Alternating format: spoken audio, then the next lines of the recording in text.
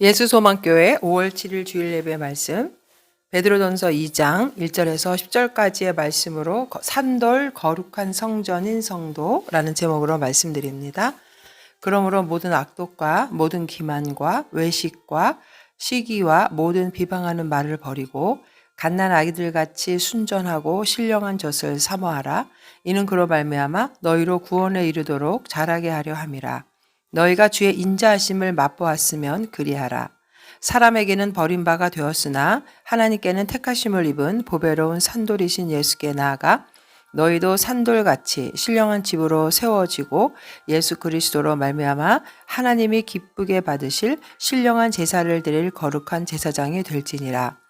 성경에 기록되었을 때 보라 내가 택한 보배로운 모퉁이 돌을 시온에 두노니 그를 믿는 자는 부끄러움을 당하지 아니하리라 하였으니 그러므로 믿는 너희에게는 보배이나 믿지 아니하는 자에게는 건축자들이 버린 그 돌이 모퉁이의 머릿돌이 되고 또한 부딪히는 돌과 걸려 넘어지게 하는 바위가 되었다 하였느니라.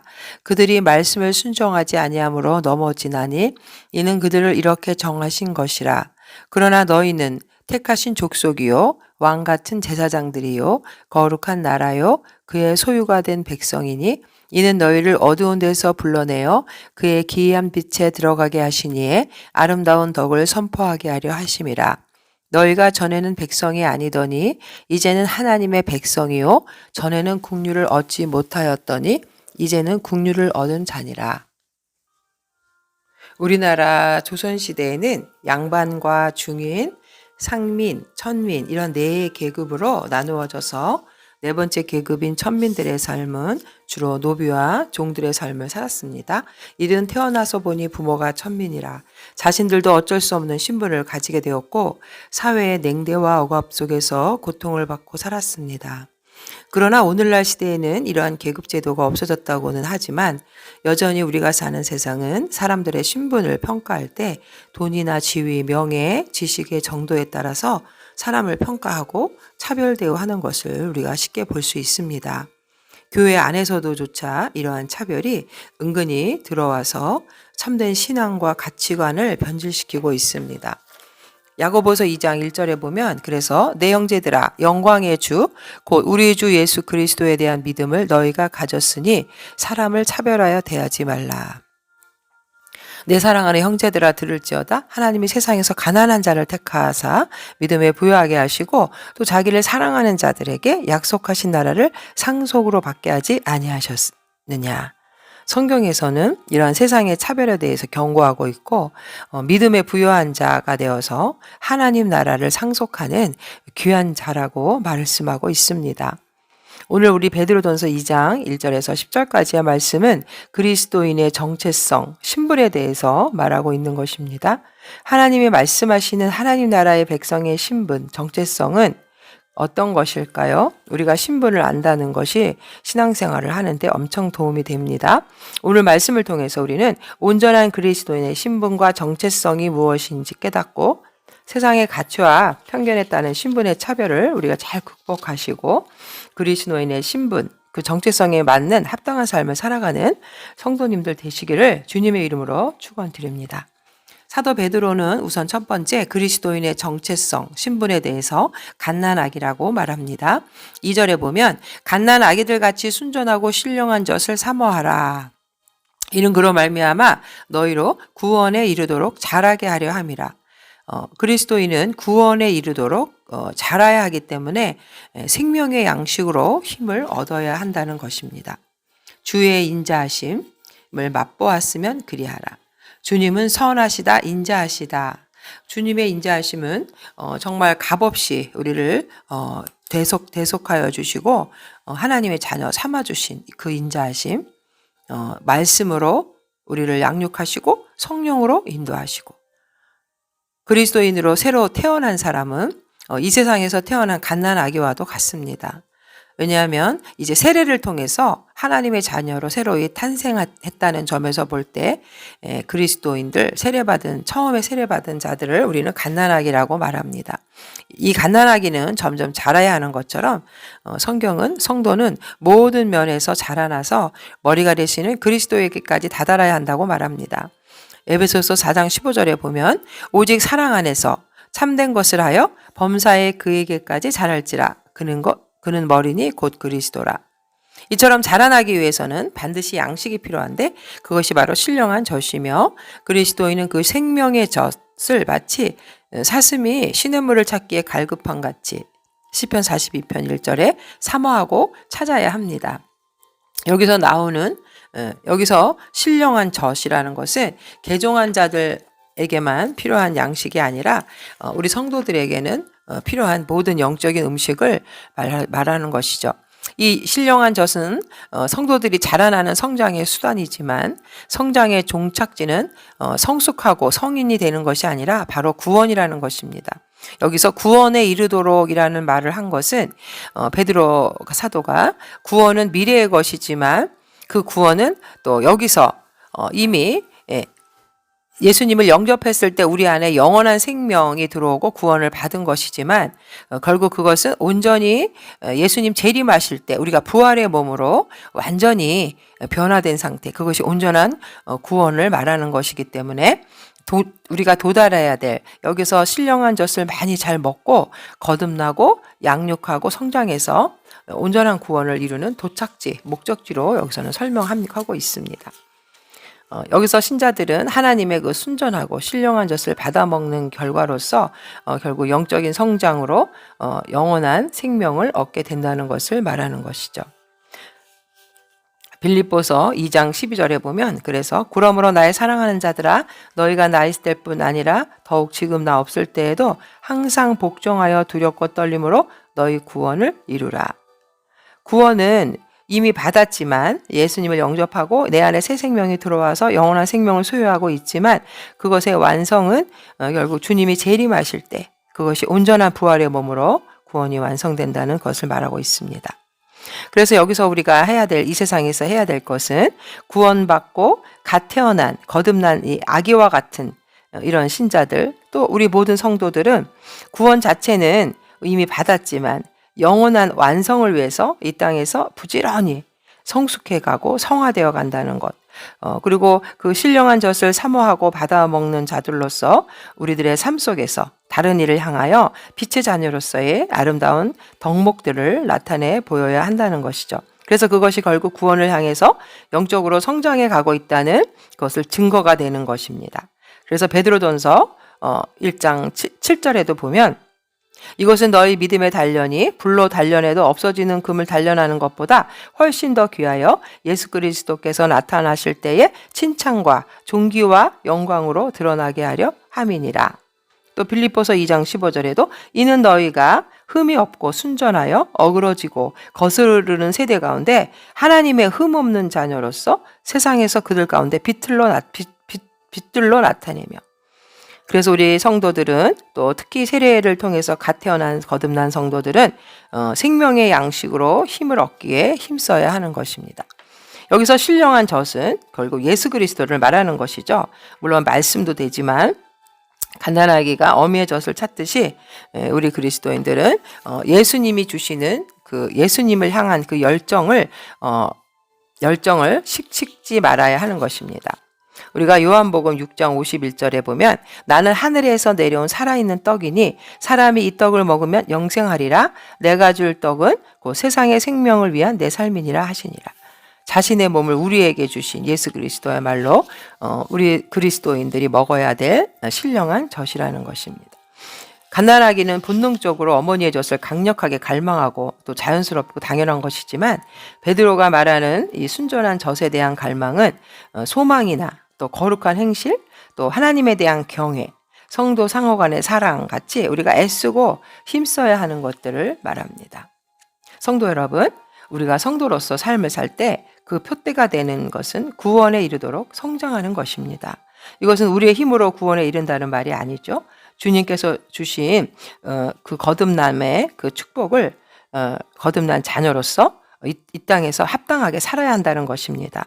그래서 베드로전서 2장 1절에도 보면은 모든 악독과 기만과 외식과 시기와 모든 비방하는 것을 말을 버리고 버려야 할 것이 있고 또 갓난아기들 같이 신전하고 순전하고 이 신령한 젖을 사모하는데 우리가 힘쓰는 자가 돼야 한다는 것입니다.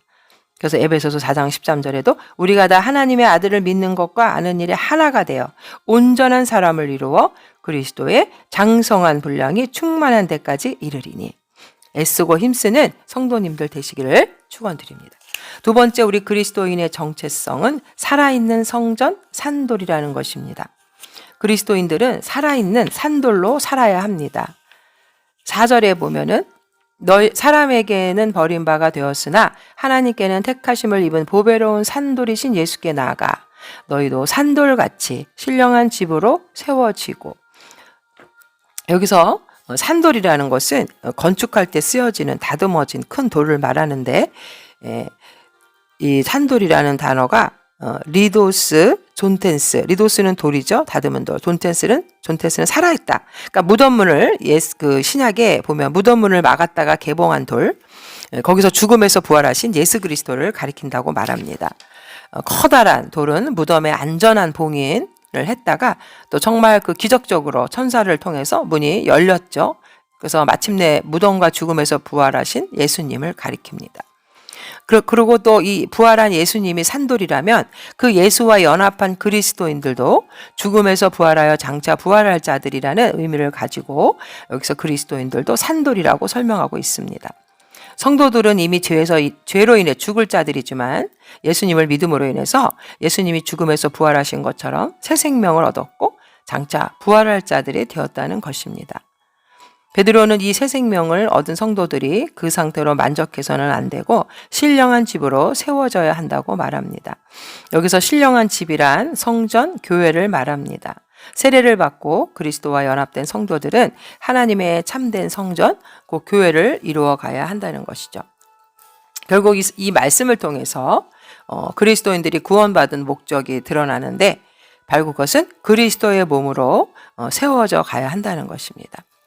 여기서 그리스도와 연합된 성도들이 하나님의 참된 성전, 그 교회를 이루어야 한다는 그런 의미에서 원문에 보면 산돌은 복수형으로 되어 있고 신령한 집은 단수형으로 되어 있습니다. 여러 성도들이 합력해서 하나의 교회를 이루어 가야 한다고 말합니다. 바로 이렇게 성전으로 세워져야 할 성도에 관해서 고린도전서 3장 16절 보면 너희는 너희가 하나님의 성전인 것과 하나님의 성령이 너희 안에 계시는 것을 알지 못하느냐. 누구든지 하나님의 성전을 더럽히면 하나님이 그 사람을 멸하시리라. 하나님의 성전은 거룩하니 너희도 그러하니라. 구원받은 자로서 우리 한 사람 한 사람이 부활의 생명을 가진 그런 신분으로 하나님의 성전으로 성전을 이루어 가야 한다는 것이죠. 고린도전서 12장 12절에 몸은 하나인데 많은 지체가 있고 몸의 지체가 많으나 한 몸인과 같이 그리스도도 그러하니라. 주님의 몸으로 우리 성도들이 지체로서의 사명이 있다는 것입니다. 그리고 에베소서 2장 20절과 21절에도 보면 너희는 사도들과 선지자들의 터 위에 세우심을 입은 자라 그리스도 예수께서 친히 모퉁이 돌이 되셨느니라. 그의 안에서 건물마다 서로 연결하여 주 안에서 성전이 되어가고 너희도 성령 안에서 하나님이 거하실 처소가 되기 위하여 그리스도 예수 안에서 함께 지어져 가느니라. 성도들이 이렇게 세워져 가야 하는 이유는 사람들에게는 버림받은 돌이었지만 건물의 모퉁이 돌이 되었다는 예수 그리스도에 대한 그 말씀, 시편 118편 22절에 건축자가 버린 돌이 집 모퉁이의 머릿돌이 되었나니 라고 예언한 말씀을 통해서 우리가 깨닫게 되는 것입니다. 여기서 모퉁이돌이라는 것은 건축물의 벽과 벽 사이를 잇는 건물의 기초요 중심인도를 말하는 것이죠. 그러나 여기서 우리가 상징적으로 비유적으로 볼 때는 결국 이방인들, 유대인들을 하나로 묶는 역할을 감당해서 교회를 이루시는 예수 그리스도의 역할을 말해주고 있습니다. 그러므로 오늘 이 말씀은 믿는 자들은 결탄코 부끄러움을 당하지 않게 될 것을 또 우리에게 얘기해주고 있는 것입니다. 사람들에게는 버림받은 돌이었지만 결국 하나님이 그 예수 그리스도를 택하시고 부활하시고 올려주셨던 것처럼 당시에 박해를 통해서 고난받는 그리스도인들, 네로 황제의 박해와 또 유대인들 또 이방인들이 예수님을 믿는다는 이유 하나만으로 그를 핍박하고 박해했을 때 결국 그들은 두려움이나 공포감을 갖지 말고 그리스도 안에서 견고히 서 있을 것을 베드로는 권면하고 있는 것입니다. 여기서 버려지고 택함을 받은 대상은 바로 산돌이신 예수 그리스도. 예수님은 메시아로서 이 땅에 오셨지만 유대인들에게는 메시아로 인정받지 못하고 십자가에서 처형되었다는 의미를 갖고 있습니다. 그러나 사도 베드로는 그것으로 모든 것이 끝난 것이 아니라 사람에게는 버림받은 예수지만 하나님께서 그를 성령으로 그를 택하셔서 성령으로 다시 살아나게 하신 부활의 주님이 결국 우리가 믿는 예수 그리스도 산돌로서 예수님을 말하고 있는 것입니다. 결국 우리 성도들 역시 예수님을 영접하고 그와 연합했을 때 부활의 소망을 가진 것이죠. 여기서 베드로가 돌을 통해서 비유한 것은 사실 돌은 생명이 없는 그런 전통적인 은유법으로 돌이라고 한 것은 결국 그것은 우상과 같이 죽은 돌과 비유해서 산돌이라는 것입니다. 사도행전 17장 29절에도 보면 이와 같이 하나님의 소생이 되었은즉 하나님을 금이나 은이나 돌에다 사람의 기술과 고안으로 새긴 것들과 같이 여길 것이 아니니라. 예수 그리스도를 죽은 돌, 우상과 대비시켜서 산돌, 생명이 있는 돌이라고 사도 베드로는 표현하고 있습니다. 산돌이신 예수 그리스도께 나오는 우리 성도들은 바로 이 산돌같이 똑같이 서로가 연합해서 이방인, 유대인 모두가 하나가 되어서 신령한 집을 지어야 한다고 얘기하고 있습니다. 그리스도의 지체로서의 세워져 간다는 것이 바로 그리스도인의 신분이고 정체성인 것이죠. 그 다음에 세 번째는 이 그리스도인의 신분은 거룩한 제사장이라는 것입니다. 여기서 보면은 4절에 5절에 너희도 산돌같이 신령한 집으로 세워지고 예수 그리스도로 말미암아 하나님이 기쁘게 받으실 신령한 제사를 드릴 거룩한 제사장이 될지니라. 신령한 집에서 세워져 가는 성도들은 바로 그 안에서 예수 그리스도의 몸된 그 성전 안에서 제사를 드리는 거룩한 제사장의 사명이 있다는 것입니다. 우리가 로마서 12장 1절에도 보면은 너희는 그러므로 형제들아 내가 하나님의 모든 자비하심으로 너희를 권하노니 너희 몸을 하나님이 기뻐하시는 거룩한 산 제물로 드리라. 이는 너희가 드릴 영적 예배니라. 성전이 된 성도들은 그들의 몸을 거룩한 산 제사로 드리는 거룩한 제사장이 되어야 된다는 것입니다. 이스라엘 백성들은 열방에 대해서 제사장의 나라로 하나님께 선택하심을 받은 자들입니다. 출애굽기 19장 6절에 보면 너희가 내게 대하여 제사장 나라가 되며 거룩한 백성이 되리라. 너는 이 말을 이스라엘 자손에게 전할지. 하나님께서는 이제 예수 그리스도로 인해서 하나님 집의 회중이 된 그리스도인들에게 개개인 각자가 제사장의 사명이 있다는 것을 말씀하고 계십니다. 여기서 거룩한 제사장은 단수로 쓰여서 성도 한 사람 한 사람 각각이 거룩한 제사장이라는 것을 보여주고 이것은 결국 만인 제사장이라는 신약 성도들이 누리는 축복의 근거가 되는 내용입니다. 구약에서의 성도들은 오직 레위 지파에서만 세워진 제사장의 중보를 통해서 제사를 드리고 하나님께 나아갈 수 있었지만 이제 이 신약의 성도들은 성도 스스로가 제사장의 자격으로 하나님께 담대하게 나아갈 자격을 지니게 된 것입니다. 이것은 절대 중보자이시고 구약 희생 제물이 예표하는 궁극적 실체였던 예수님의 완전한 속죄 사역이 이루어졌기 때문입니다. 히브리서 7장 27절에 보면 그는 저 대제사장들이 먼저 자기 죄를 위하고 다음에 백성의 죄를 위하여 날마다 제사 드리는 것 같이 할 필요가 없으니 이는 그가 단번에 자기를 드려 이루셨습니다. 율법은 약점을 가진 사람들을 제사장으로 세웠거니와 율법 후에 하신 맹세의 말씀은 영원히 온전하게 되신 아들을 세우셨습니다. 이제 신약의 성도들은 더 이상 대제사장과 같은 약점을 가진 사람의 중보가 없이 예수 보혈의 공로로 직접 하나님께 나아가 그를 섬길 수 있게 된 것입니다. 이제 하나님께서는 예수 그리스도로 인해서 하나님 집의 회중이 된 그리스도인들 개개인 각자에게 제사장의 사명을 부여하고 계시고 그리스도인은 이제 산돌이신 예수께 나아가 산돌같이 신령한 집으로 세워져야 되는 사명이 있는 것입니다. 이제 그리스도인들이 각각의 성전이라면은 그리스도인의 삶은 그 한 사람의 삶이 제사가 되고 예배가 되며 제사를 올리는 거룩한 제사장의 길을 가게 되는 것입니다. 하나님께 예배하는 제사장은 바로 어떤 신분을 갖고 있느냐? 9절에 택하신 족속이요 왕같은 제사장, 거룩한 나라, 하나님의 소유된 백성이라는 것을 나타내고 있습니다. 여기서 공통점은 바로 소유가 되었다. 무엇인가를 소유한 사람은 그 소유한 것의 가치를 인정하지만 세상에서는 쓸모없고 버리는 돌일지라도 그 돌을 소유한 하나님께는 귀중하고 아름다운 것입니다. 그래서 하나님께 소유된 제사장들은 자신을 귀중하고 가치 있는 존재로 여기며 사랑하시는 하나님께 온 마음을 다해야 하는 것입니다. 왕 같은 제사장이라는 것은 왕이라는 것이 아니라 왕에게 소유된 제사장, 왕을 위한 제사장이라는 것이고 왕에게 충성을 다해야 한다는 것입니다.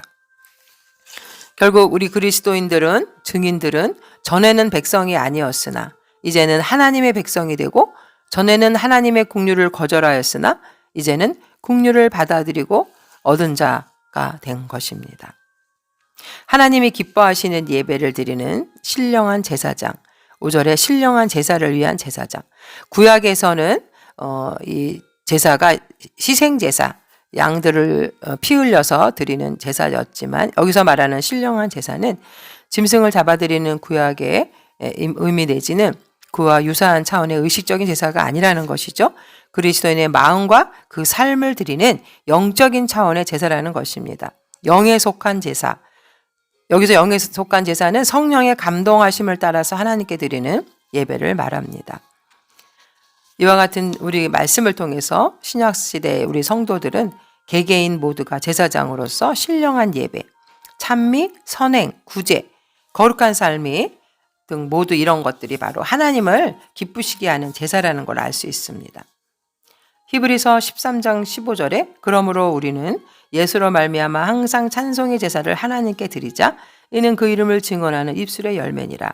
오직 선을 행함과 서로 나누어 주기를 잊지 말라. 하나님은 이 같은 제사를 기뻐하시느니라.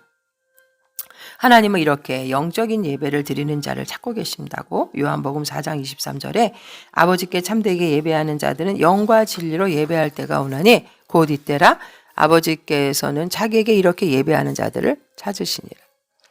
하나님의 소유된 백성이라는 표현 속에서 하나님은 성도들을 특별히 자기의 백성으로 삼으시고 그를 모든 환난에서 건지시고 심판날까지 보존하시고 지킨다는 그런 의미가 들어 있습니다.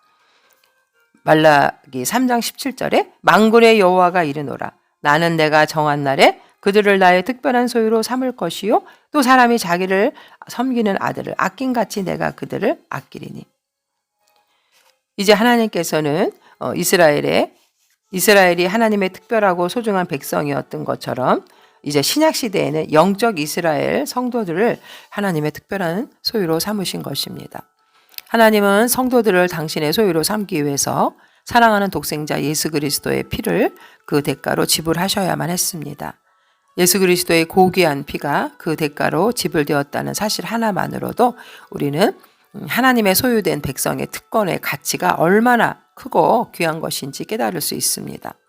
그의 아들을 아낌없이 내어주신 하나님께서는 우리를 이처럼 사랑하시는 것이죠. 로마서 8장 32절에 자기 아들을 아끼지 아니하시고 우리 모든 사람을 위하여 내주시니까 어찌 그 아들과 함께 모든 것을 우리에게 주시지 아니하겠느냐. 하나님께서 성도를 이처럼 죄와 사망의 어두움에서 불러내어서 그들에게 특권을 부여하셨는데 이것은 바로 하나님의 목적이 있다는 것입니다. 그것은 바로 10절에 아름다운 덕을 선전하기 위함. 세상에 대해서 하나님의 아름다운 덕을 선전하라는 것이죠. 이렇게 하나님의 구원을 전하는 자들로 삼기 위해서 하나님은 우리를 당신의 특별한 소유로 삼으신 것입니다. 여기서 아름다운 덕이라는 것은 죄인을 그 비참한 본래의 자리에서 불러내신 후에 하나님의 기이한 빛으로 들어가게 하시는 일을 맡겼다는 것이죠. 하나님은 이렇게 고린도전서 1장 27절에 세상에 미련한 것들을 택하사 지혜 있는 자들을 부끄럽게 하려 하시고 세상에 약한 것들을 택하사 강한 것들을 부끄럽게 하려 하시며 이처럼 하나님은 연약한 자를 죄인을 부르셔서 하나님의 귀한 자녀 삼아주시고 또 하나님의 복음을 전하는 증인으로 삼아 주셨습니다. 우리는 하나님의 귀한 자녀라는 신분을 가진 자, 영생과 부활의 축복을 누린 자들입니다.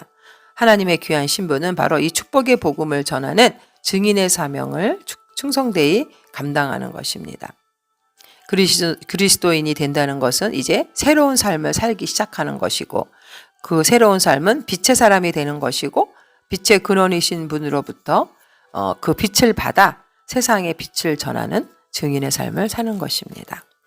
오늘 말씀을 통해서 우리 그리스도인의 정체성은 갓난아기와 같고, 그래서 신령한 젖을 사모해야 되고, 또 산돌, 살아있는 부활의 영생의 소망을 가진 살아있는 돌로서 주님의 몸을 이루어가야 되는 거룩한 성전이고, 또 그 성전 안에서 신령한 제사를 드리는 제사장의 사명이 있다는 것을 깨달으시고, 하나님이 우리를 창조하신 그 목적, 자신의 거룩한 형상으로 지으신 것, 창조주 하나님을 영원토록 알고 사랑하고 기뻐하고 섬기기 위해서 우리를 창조하셨다는 것을 분명히 다시 한번 깨닫고, 하나님의 귀한 자녀로 이 땅에서 승리하는 성도님들 되시기를 주님의 이름으로